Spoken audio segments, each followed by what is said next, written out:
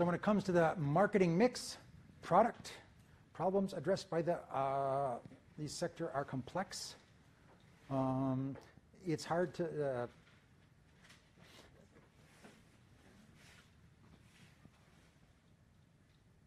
sometimes there's such a big disconnect between the action of the individual and the solution. For example, if you put a coin in a can, how is that saving whales? Which leads to, just as my personal bias, is the issue of feeling good versus doing good. When I worked in the not-for-profit sector, there are some issues, some charities that are sexy and have no trouble gathering public support. For example, any organization with cancer in its title is a good source of funding.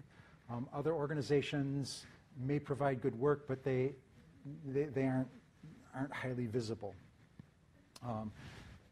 So yeah, in this city, homelessness. Let's talk about that. Is that a problem? I have a constant struggle with my spouse. Is it okay or not to give people money? So I have a constant struggle with myself. Is it okay or not okay? Not with myself, with my spouse. Well, with my spouse. Yeah, I have no problem.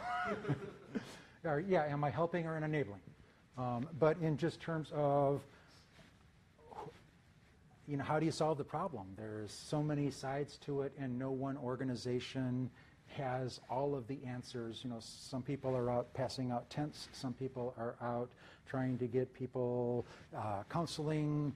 But the idea is there a direct connection between what I'm doing and help? Can I give you $100 and get a person off the streets? 30 cents a day feels a child for life. It's just hard sometimes to understand what the product really is. Another issue is place. Some services, we talked about the inseparability characteristics, some services have to be located where the clients are. So it would be probably not smart to have a homeless outreach center at the top of Nob Hill, because that's not where the homeless are. Pacific Heights also doesn't really need one, but maybe in the Mission. So again, if they're providing direct services, they need to be located where the clients are. If it's not providing direct services, but if the primary product or the primary service of the not-for-profit is information, it can be located where it's cheap to live. Another element of the marketing mix, promotion. One of the big differences between the for-profit sector and the not-for-profit sector is the use of volunteers. Volunteers are, when I went to the National Academy for Volunteerism, we learned that volunteers are not unpaid help. Okay, I'm preaching again, sorry. Volunteers are people who don't get paid money to help provide the service. And that's unusual in the for-profit sectors. Oh, here, McDonald's, let me help you flip burgers because I know how important it is that people get fed. But somebody can go down to Glide and say, here, let me help you serve food because I know it's important for people to get fed and not get paid for it. So there's a couple things going on here. One is it's important to understand that this is an asset that can be of use to the organization. The point that I was making is volunteers are not paid in money, but volunteers need to be paid. We are doing, the altruism is, there's something that we want to get out of it. If we want to meet people, then it's important that volunteers get to meet people. If I want to feel like I'm helping somebody, then it's important that you get a chance to actually help people. And that's what keeps volunteers motivated, volunteers happy, is they get paid, but it's paid in something other than cash. And the other thing, this gets into, it's Kurt Lewin's field theory, which is the same theory that cognitive dissonance derives from, and this is actually related to cognitive dissonance, is when you work for an organization for free, you have to believe that the organization is doing good, right? Otherwise, you're a schmuck. And there have been lots of research on this where I would ask somebody to do some volunteer work for a campaign, and if I paid you, $5 an hour to stuff envelopes for a campaign, You may or may not be supportive of the candidate that you're stuffing envelopes for because it's a job. But if I ask you to stuff envelopes and I don't pay you, then you have to convince yourself that you're supportive of the candidate, because why would you be doing this for free if you didn't believe in what you're doing? So the point is that in addition to being non-financially paid help, volunteers are also ambassadors for the organization. There are people who believe in what you do, who are out there in the community talking to their friends about what they're doing. I have a great big Habitat for Humanity t-shirt because I want people to know that I was on a Habitat for Humanity build. And it's a great organization, and let me tell you.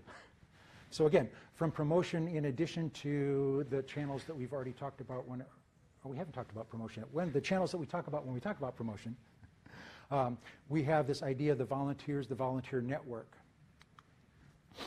Sponsorships. Yeah. Normally it's either time or money in exchange for being publicly associated with the work that the charity does or the organization does. And just you always want to have a media partner is part of a sponsorship package, because that's an important element of promotion. And then price. And again, this is a difference between the for-profit sector and the not-for-profit sector. In the for-profit sector, the goal is to make money for investors. In the not-for-profit sector, the goal is to provide services to people who need the service. Many times, people who need the service can't afford to pay for the service. So what do we do in those situations? Well, one is we get donors, we get donations, we get help with providing that. Another approach, and it's very common in direct service not-for-profits, is to use what they call a sliding fee scale. Have you heard of a sliding fee scale? And what that, well actually if you filled out your FAFSA, that's a sliding fee scale, is they look at what they think you can afford, and then you may not pay the full cost of the service, but you may pay a reduced fee based on your ability to pay. The idea is that maximizes the resources. People who can afford to pay for the service, and the subsidies only go to people who can't pay for the service, and if I can pay some, I can pay a little bit of it. Another issue is third-party payer. And this is, again, somebody other than the customer pays for the service. This leads to all kinds of problems. This is one of the big issues with the healthcare system in this country. When you get sick, you go to the doctor, right? Who pays for it? Your insurance. So when I go to the doctor, what is my primary concern?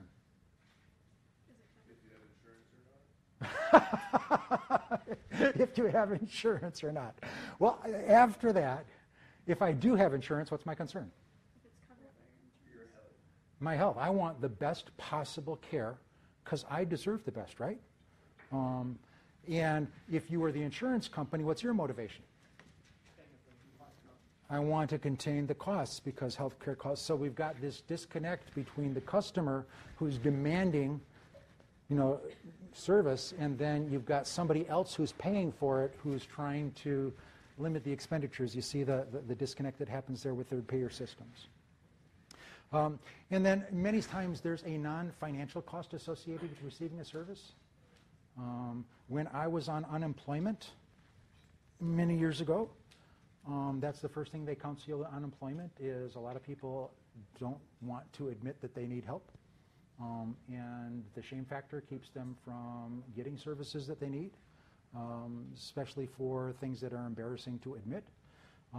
And some organizations, for example, Habitat for Humanity, it has you contribute sweat equity. So if you're getting a Habitat home before you get your home, you have to put in 500 hours helping somebody else build their home. That's a way of maximizing the impact of the organization with the limited financial resources that are available. And this is my last part of the sermon. From my perspective, a not-for-profit is a great opportunity to launch a career. Because you've got the job paradox. You've probably come into this already. You can't get the job without the experience, but you can't get the experience unless you have a job. And In the not-for-profit sector, there are openings. That sector is growing right now. In addition to doing good work, because not-for-profits many times are smaller organizations, you get responsibility a lot faster than you would in a comparable corporate role. You're more likely to be involved at the strategic level or at the organization management level than you are in a larger organization. So it's a great way to get that experience, and then it's not uncommon, having worked a few years in the not-for-profit sector, to transition to the for-profit sector, but you've got the skills that you can now use to get the job. And some people find out that they love what they were doing and end up staying in the not-for-profit sector because it's satisfying work and you're helping people. In addition to the experience, remember those volunteers? You get an opportunity to network. So when I was working with United Way, our communications committee was all of the managing partners of all of the advertising agencies in town. So, as some kid right out of college, 24 years old, I was, see, it's not just you. 24 years old, just getting out of college, I was networking with all of the big shots in advertising in town. They knew me, I know them, and it was just a chance to know what your capabilities are. So again, I think it's a great opportunity. Questions, comments? I'm going to move on. That's the price you have to pay.